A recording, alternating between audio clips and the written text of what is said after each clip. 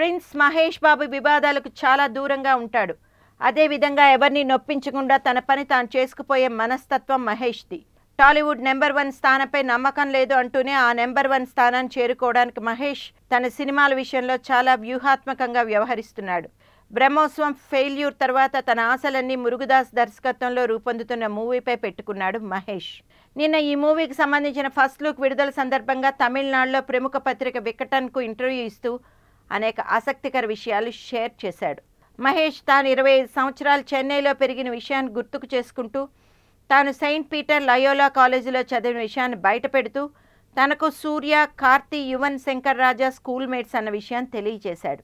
అయితే తను బయట ఎప్పుడూ సూపర్ స్టార్ కృష్ణ కొడుకు అని చెప్పుకోలేదని, అలా చెప్పుకోవడం తన తండ్రికి ఇష్టం లేదు అన్న విషయాన్ని బయటపెట్టాడు మహేష్. తాను స్కూల్లో చదువుతున్న రోజుల్లోనే 12 సినిమాల వరకు చేసిన విషయాన్ని గుర్తు చేసుకుంటూ తన వేసవి సెలవులంతా సినిమా షూటింగ్లోనే గడిచిపోయిన సందర్భాన్ని గుర్తుకు చేసుకున్నాడు మహేష్.